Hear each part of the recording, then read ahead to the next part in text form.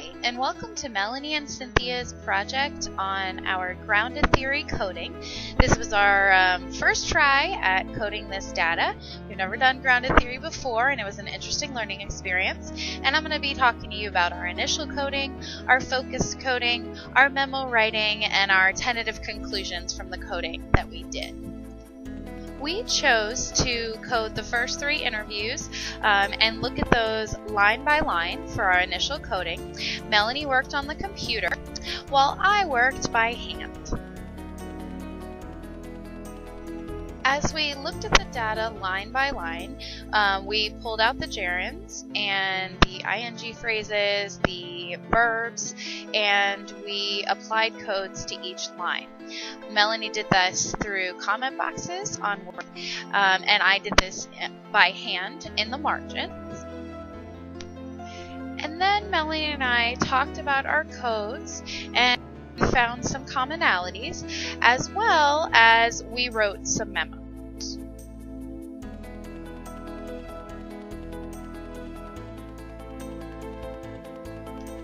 After our initial coding, we went ahead and found some things that we were interested in looking at and did some focused coding. You can see that once again I did this by hand, and so I highlighted certain phrases and ideas that I was looking for. In particular, I noticed in my initial coding the idea that there was a particular kind of writing that participants enjoyed or they were talented at before grad school. There was a disconnect between what they were doing in grad school and that past writing experience, and there was this idea of wanting to get back. So these were the codes that I looked for in my focused coding. So what I noticed in this focused coding was the idea that each participant had a particular kind of writing that they enjoyed and were talented at before grad school. Melanie talked about the possibility of being published in a romance line. She also talked about wanting to write fantasy and fiction. Paige spoke about business and memo writing and practical writing, and John spoke about poetry and wanting to get back to poetry after grad school.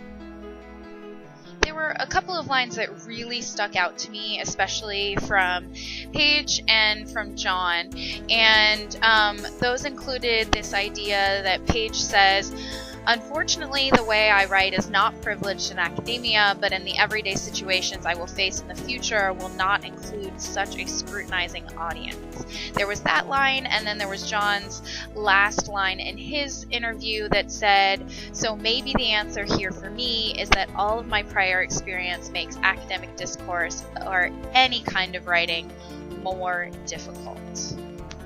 So as I looked for this focused coding, what I noticed was that there was certainly this disjuncture between grad school writing and the type of writing that the participants knew and loved and were talented at, and there was that time factor that was getting in the way of them being able to do the writing that they enjoyed.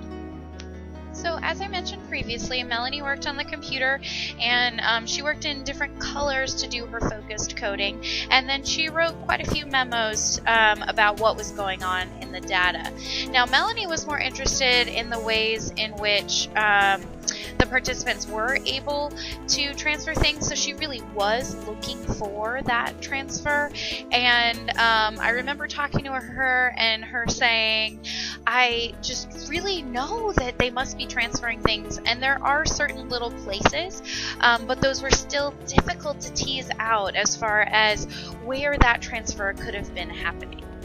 And so Melanie's focused coding and her memoing involves the idea that we are in a program that certainly heralds reading and writing, and so it's fairly obvious that we like reading and writing, but beyond that there is this disconnect between the writing and even the reading that some of these participants love, and maybe grad school a little bit, even though we'd really like there to be more of a connection.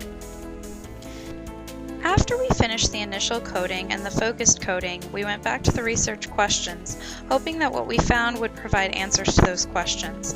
It wasn't that easy.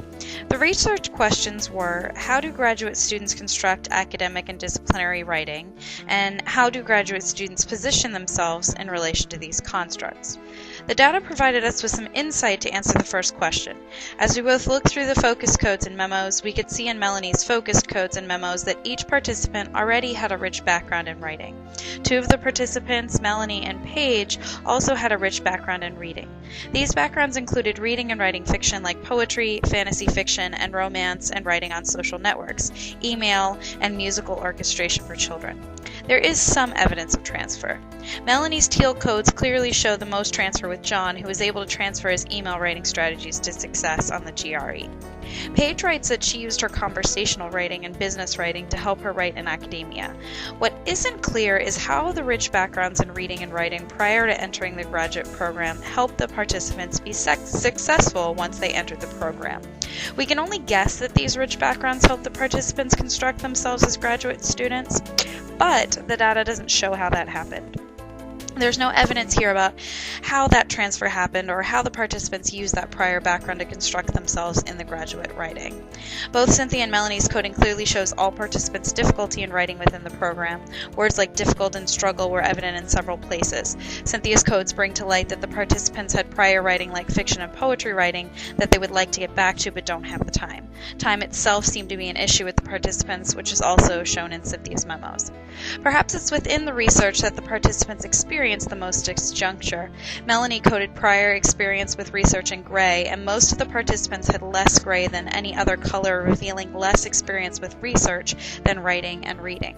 Perhaps that is where the disconnect takes place and why there's a lot of coding for difficulty in both Melanie and Cynthia's work. As far as the second research question is concerned, we cannot see how the data is useful in providing an answer. The data does not show how participants position themselves within these constructs. It seems all are adapting and constructing themselves as academic writers, but how exactly they position themselves within those constructs is not evidenced here. All in all, though, we had an interesting time coding and certainly learned a whole lot about the entire process.